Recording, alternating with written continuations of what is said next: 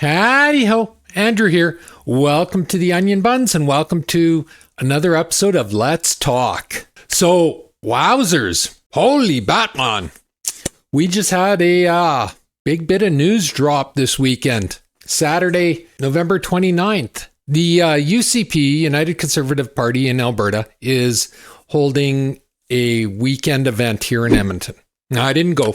I can't sit in those places for that long. Bad back and all. But one of the things that Danielle Smith announced, or two of them actually, is that she will not be allowing the federal government to use the RCMP or the police or whatever to come into Alberta and take away your guns, your legal guns. And that's huge because we just saw on the East Coast, the Liberals are trying to push out their buyback, which is a joke in itself. And they had like almost nobody show up to sell their guns, but that didn't stop the CBC and CTV and Global and all the bought off media outlets from saying, "Oh, it was a grand success, proving that the Liberals are right." Blah blah blah, and a bunch of bullshit. But yeah, so Smith came out and she point blank said, "Nope, not happening in Alberta.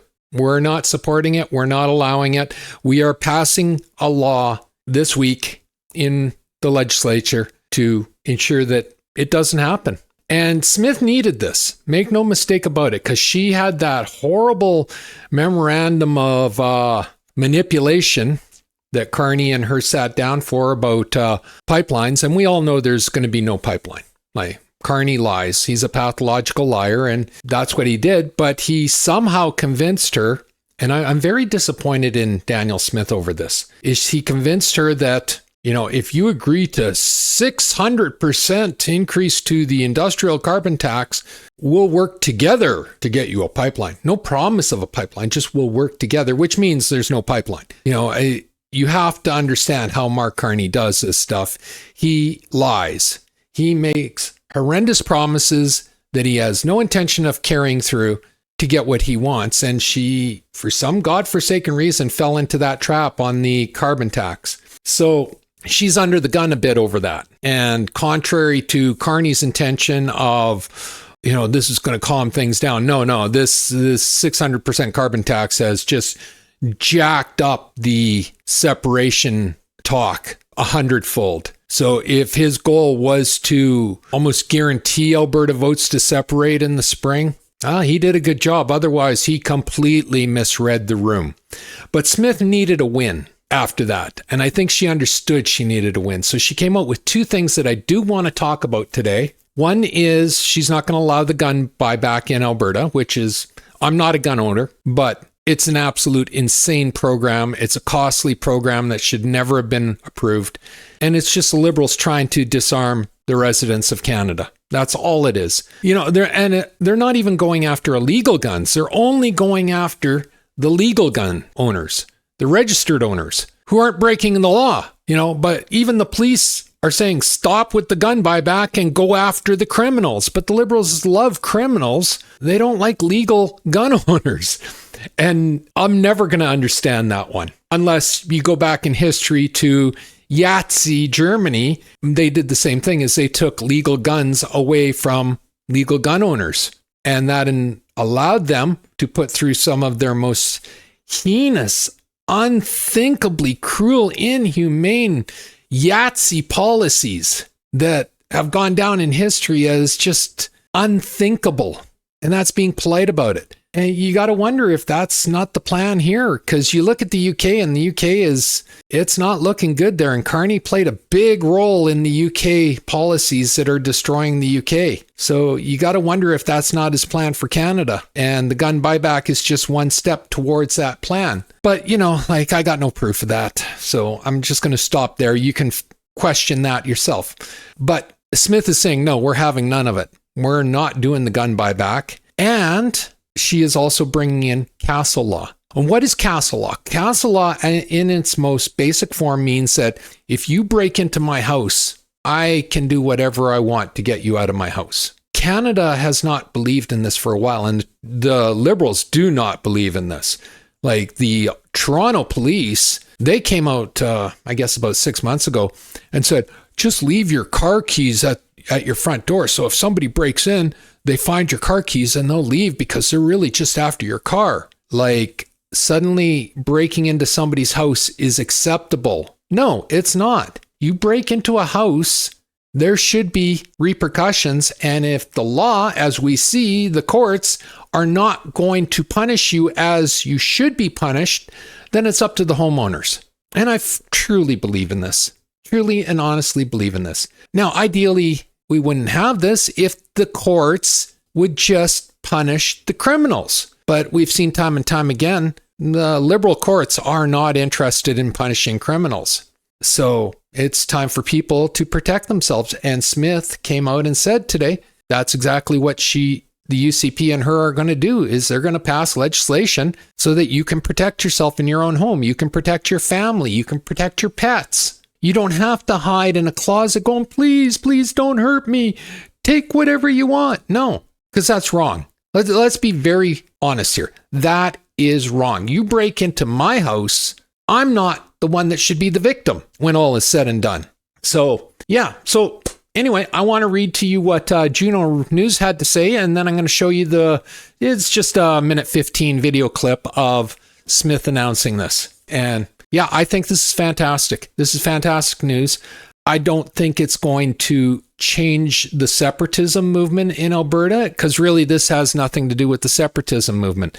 The separatism movement has to do with Carney and the Liberals and the NDP. And the more they attack Alberta and punish Alberta and, try to push through net zero and carbon schemes, the more normal Albertans are going to reject them. So, like I've said this before, Abacus did a poll. I guess this was about 5 months ago now. Might have been 6 months ago now. But they did a poll about separatism in Alberta. And the results were 47-53 for the no side. So the no side was still winning, but they were only at 53%. The yes side was already at 47%. And this was 5 to 6 months ago. And since then, Alberta's been hit and hit and hit and attacked and attacked and attacked. And they don't trust the government, the federal government. And they don't trust the NDP, contrary to what Global will try to tell you.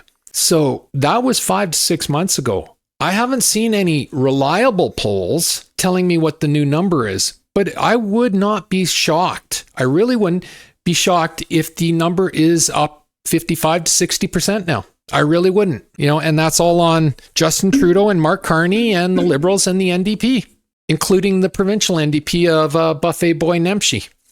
You can't constantly try to victimize a province and expect that province isn't going to start fighting back against you. It's really that simple. It's human nature. So I'm not saying Alberta will separate. I'm not saying that. What I'm saying is I would not be surprised if they did a snapshot poll, a reliable snapshot poll. So you can take Angus Reid and you can take Ipsos and you can take Ecos and all of them, and you can just shove it out into the horse manure because they're worthless. They're all funded by the Liberals. They all prop up the Liberal numbers. They're useless. Give me a poll by Main Street or Abacus, because those are the only two main pollsters that have shown any form of credibility in this country. And not ironically, they were the only two pollsters that predicted the last federal election. Everybody else had the Liberals winning this super majority. Well, we know that didn't happen, don't we? Only Abacus and Main Street said, no, it's going to be a Liberal minority. And that's exactly what happened. So yeah, give me a poll from them showing me what the numbers are. I don't care what the other guys say because they're not worth the paper, their virtual paper they're written on. But like I said, I wouldn't be surprised if it's 55 to 60% in the yes column now, because it's human nature. You just get fed up with being taken advantage of, being abused, being told you don't matter. And that's basically what the federal government keeps telling Alberta and Saskatchewan and BC. It's just BC has a lunatic for a premier who doesn't understand that that's what the federal government is telling him. He's so upset that the federal government held meetings with Saskatchewan and Alberta over the pipeline and didn't invite him. Well, why do you think they didn't invite you, Abby? They don't respect you. You offer nothing to them. I'm halfway surprised Carney just didn't greenlight the pipeline to avoid the backlash from Alberta, because if he had actually greenlit the pipeline, that actually would have diminish separatism numbers greatly. And he's got no interest in dealing with Ebbie, so I'm kind of surprised he didn't push it through, but he gave Ebbie the veto. We all know Ebbie's going to veto, so everybody sees through it for what it is. It was just a way for Carney to get his carbon tax in. Bad on Smith for that, but good on Smith for this. So let's take a look at what Juno has to say, and then I'll show you the short video on it. All right, here we go. Juno News. Breaking. Smith unveils castle law to bar police from charging citizens who defend homes. Smith rallied thousands of UCP members at the party's annual general meeting in Edmonton, announcing a powerful new castle law that will protect Albertans who defend their homes from criminals. We're not going to watch the whole thing. Premier Danielle Smith rallied thousands of UCP members at the party's annual general meeting in Edmonton on Saturday, announcing a powerful new castle law that will protect Albertans who defend their homes from criminals. Smith's keynote address at the United Conservative Party, UCP, AGM highlighted existing accomplishments such as regaining provincial jurisdiction in healthcare. It should have never been lost. Energy and education from former Prime Minister Justin Trudeau and former NDP leader Jagmeet Singh. However, she announced several new policies. Smith took aim at former Environment Minister Stephen Gilbert, saying he was one of the people who sought Alberta's economic demise and have seen their political careers come to an abrupt and a dramatic end. On behalf of Albertans, Mr. Gilbert, we bid you adieu, Smith said. Starting next week, the Premier announced her government will introduce a motion under the Alberta Sovereignty within a United Canada Act. This motion will prohibit all provincial and municipal police agencies from enforcing the federal gun confiscation program. This Sovereignty Act motion will also make it clear that these agencies will not enforce or prosecute Albertans defending their homes and families from intruders, Smith said. There's a tip for low-life criminals out there. If you don't want to get shot, don't break into somebody's house. It's really that simple. Smith added that law enforcement should target actual criminals instead of farmers, ranchers, sport shooters, and Albertans defending their families and homes. She also reaffirmed her party would fund, not defund, the police. Oh, the NDP must be pissed about that. Organizers confirmed that 4,500 tickets were sold for the event. Another new policy is the province will take primary control of immigration in the coming months and years. Hopefully it's coming weeks. We can't take any more in. And I'm not anti-immigration, but we can't take any more in. Using our constitutionally protected provincial rights, Alberta will return to a more stable number of primary economic migrants so that newcomers come here to work and contribute as they have historically done, while Canadian citizens living in Alberta are given first priority to the jobs and opportunities our economy creates. Before her speech, hundreds of attendees voted on 32 policy resolutions. 20 governance resolutions were voted on Friday night, and with 14 passing and 6 failing.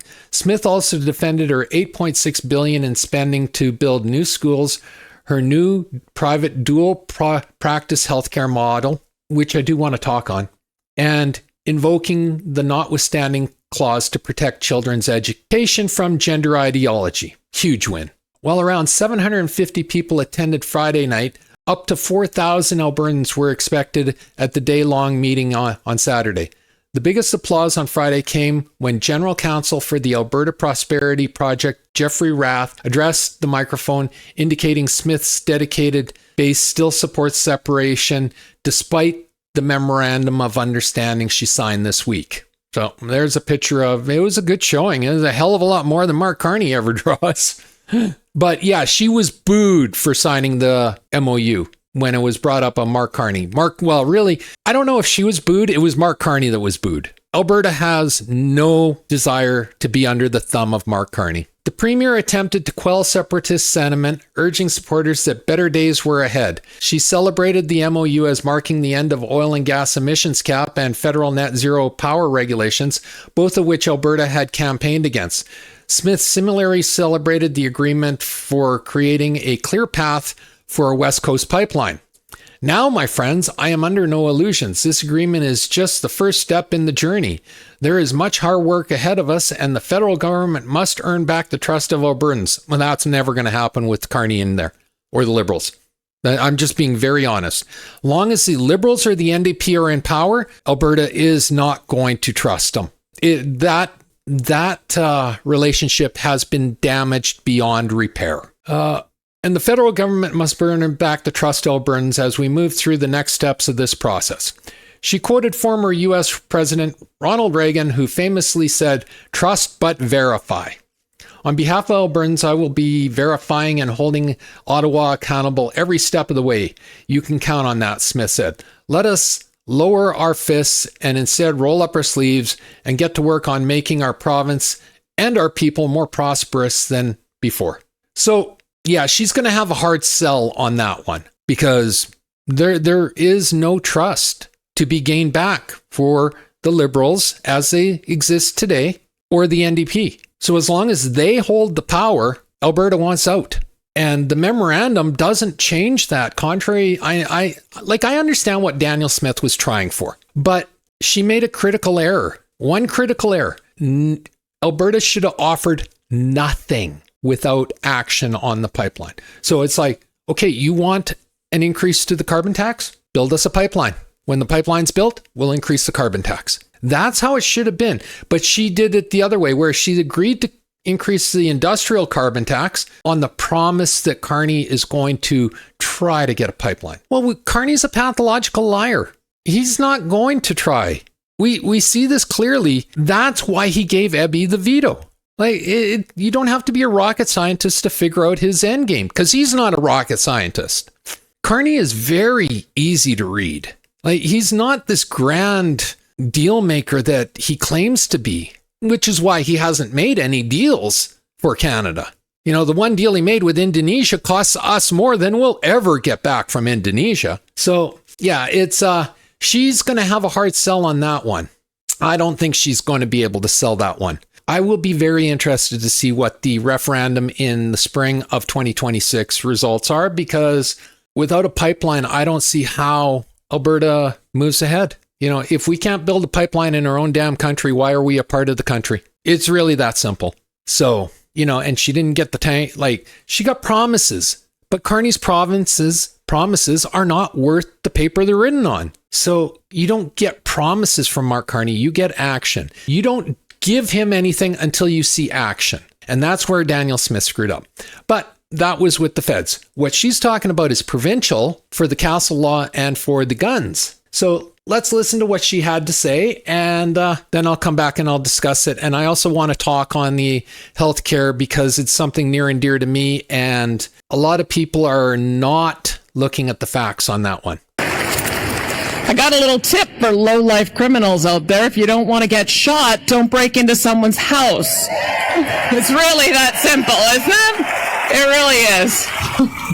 I'm announcing today that next week, our UCP government will be introducing a new motion under the Alberta Sovereignty Within a United Canada Act that will, if passed in the legislature, instruct all provincial entities, including our municipalities and law enforcement agencies, to refuse to enforce or prosecute under the federal gun seizure program.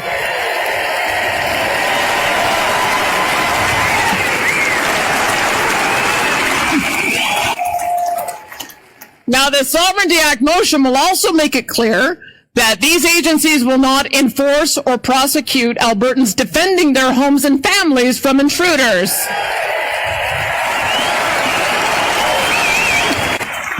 We want our great men and women in law enforcement and our justice system to spend their precious time and effort going after criminals, not farmers, not ranchers or sport shooters, nor Albertans defending their families and their homes. Imagine that, right? So there you have it, right from her own mouth. I support this 1,000%. To me, this is common sense. Legal gun owners should not be targeted by the federal government unless the federal government is terrified that they'll rise up against them. And I think that's really what is behind the gun buyback. It's an attempt to disarm the population. Again, I'm not a gun owner, so it really doesn't affect me on the gun buyback. because if you don't own a gun, you got nothing to be bought back.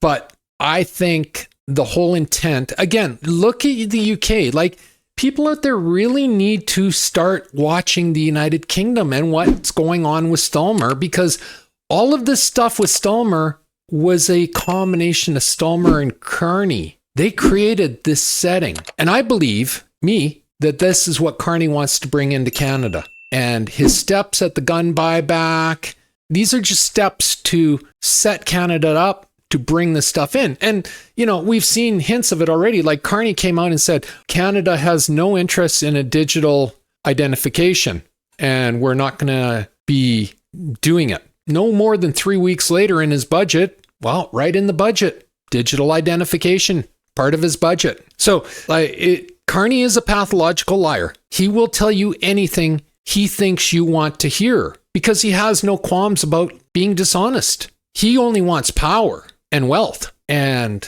the easiest way to power is to control. So he wants control, top-down control. You've heard him talk about it many times. So yeah, I welcome this 1000%. I feel more secure in Alberta because Smith is putting this through. But I don't think this is the big win that Smith needed, because that memorandum she signed with Carney it's really going to undermine her. I've seen it already, is people are like calling her out and everything. And like, most of the people calling her out are hard caste separatists. So you have to take into account what their agenda is themselves. But yeah, I think she's in for a little bit of a hard ride because of her appearance of change of stance regarding the federal government and Carney, because nobody out here trusts them. So yeah. So as for the protecting your own home, that's just common sense. Like, that should have never been pushed through, that you can't protect your own home. And I mean, much as I want to blame this on Justin Trudeau, and he made it worse, him and Carney made it much worse. This was around back in the 90s and 80s. Not to the degree it is nowadays, but it was around. So it predates them. And Canada has had this stupid mentality that, you just give the criminals everything and they'll be happy. No, we need to punish the criminals, arrest them, put them in jail. Jail should not be worried about rehabilitation. Jail should be worried about punishment. That is the only way you're going to get the non-hardened criminals to not commit the crimes. Like, the hardened criminals are going to be criminals. There's no ifs, ands, or buts about it. There's no two ways around it.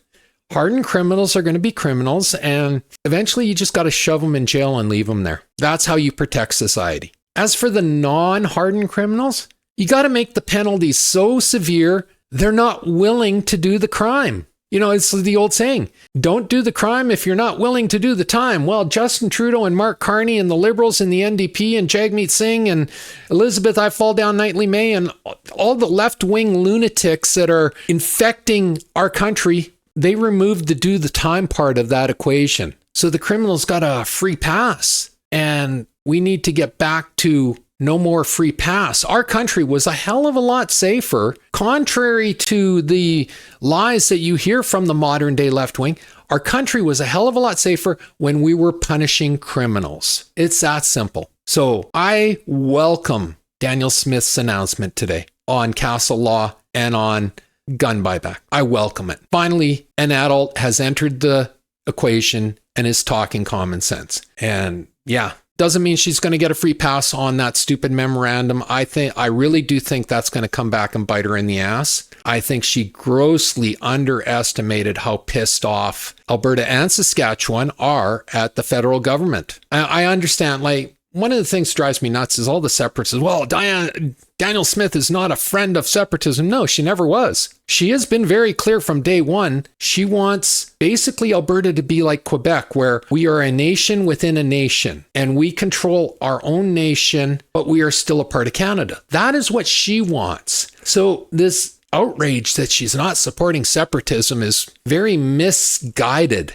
because she's never been that person. She used the threat of separatism to get her ideal of a nation within a nation. And to her credit, she's gotten fairly far along in that. But I think she's misread the room, that Alberta's fed up. As long as $20 billion goes to Quebec every year, Alberta doesn't want to stay. As long as we can't get pipelines to the east and west coast, Alberta doesn't want to stay. As long as our farmers are being taxed so heavily they can't even run their farms, Alberta doesn't want to stay. As long as we can't buy food because of the carbon taxation and the taxes and the user fees and the taxes from the feds, Alberta doesn't want to stay. I really do believe she has misread the room on this issue.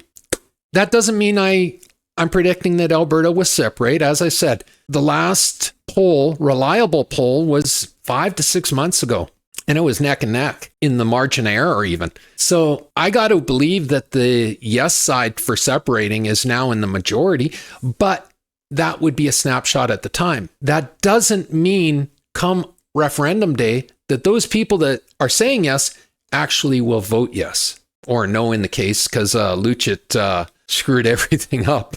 Like, he's an idiot, isn't he? Oh, I'm going to rewrite the question and that means we won't have a referendum. No, actually, you guaranteed a referendum because you're a moron. It just means the question got reversed. It's no longer vote yes to leave, it's vote no. Anyway, that's a different video all in itself. So before I close out today, the other part I wanted to talk about is the healthcare, her dual healthcare. Now, as I've said many times on my videos, I'm on disability. I'm on federal and provincial disability. And I got put on disability against my will. I didn't want to be on disability, but my back got to the point where I couldn't do it anymore. I couldn't work anymore. I couldn't predict when I could be working. And that's what the YouTube actually gives me the freedom of. And if I can ever make enough money on YouTube, I will happily go off disability. But I can't predict when my back is going to allow me to film or work or anything. So I got put on disability. But when I was in Ontario for 20 years, Ontario already has private and public healthcare working together. The Shouldice Clinic out of Newmarket is a world-renowned hernia private clinic that works within the public system. So this works, and it already works, and it's already in Canada. Smith is not recreating the wheel here. Now, obviously, you have to watch for abuses to make sure they're not only taking in private. Like, to run your clinic, you have to accept public health care, and you have to accept a certain percentage of public health care. It can't just be all private. But from what I heard, listening to and reading, what Smith is doing is she's saying, we're not going to allow doctors to be private. What we're going to allow them is they will put in full-time hours in the public system. And then after they're off work, so they'd be at home normally, they can go work for 4 or 5 hours at the private clinic. So I don't see a problem with this. When I was coming up and going to school to learning computer programming, I was working 3 jobs and going to school. How is it any different for a doctor? They work 1 job and they get to pick and choose how many hours they want to work in their off time. And here's a person on Facebook actually made a really great point on this one. What she said, I don't see the problem with this because when I go for surgery, I want to know my surgeon has been doing surgeries and is practiced and excellent and isn't just sitting there because the public healthcare doesn't have the rooms for them. Like, I want to know that my surgeon is exercising his or her skills. Well, that makes perfect sense to me. And that really doubles down on the private clinic. It's like he or she will work their 8 hours or 10 hours. I don't know what doctors work. And then after, if they want, they'll do 1 or 2 surgeries or maybe even 5 surgeries a week after hours. But they're honing their skills so that when they do the surgeries for the public healthcare, their skills are honed and they're all the better at it. They haven't become rusty. They haven't been sitting there bogged down in paperwork. They've actually been doing surgeries. This is a bonus, people.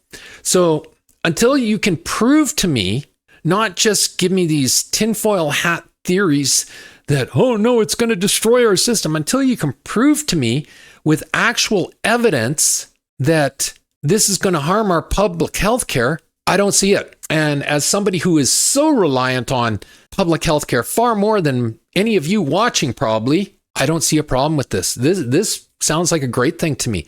It increases our doctors' incomes, so they're not looking to move because now they're getting their public health care income and they're making extra money on the side doing surgeries after hours. So they're not looking to move under financial strain.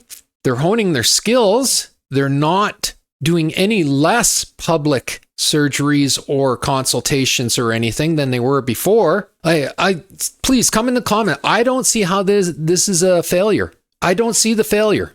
I'd love for somebody to come in and try to explain it to me, because what I've seen on Facebook and on X and on Reddit, you guys are a bunch of fucking lunatics if you think this is bad. So please come into the comment section and explain it to me using facts, not theories, not propaganda, but actual facts. Because as I said, I lived in Southern Ontario under this system.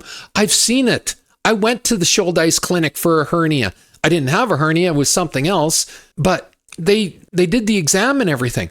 So I've seen how well this can merge and work together. So I don't see why it's so unthinkable that Alberta does this. But this seems to be what the left bitches about. It's like when the Alberta talks about the police department, Alberta Police Department. Oh no, Alberta can't have its own private police department. Why not? Ontario does, Quebec does, BC does. Why can't Alberta? Something to ponder. Anyway, that's my Let's Talk video for today. If you like this video, leave a like, a subscribe, and a share. I'm trying to grow my channel, and a like, a subscribe, and a share does me wonders, and I do appreciate it. Takes 1 second to subscribe, costs you absolutely nothing, helps me immensely. Just hit the subscribe button on the bottom of the screen. Always feel free to leave a comment. Please come in, give me your comment, give me your feedback. I've asked a lot of questions in this video. Come and answer them, please. I would love to see what you have to say. Also, not only does it get us to interact, but it really does help me with the YouTube algorithm and getting more eyes on my videos. And as always, pew, pew, pew, and shit. Thanks for watching. Have a great day. Bye.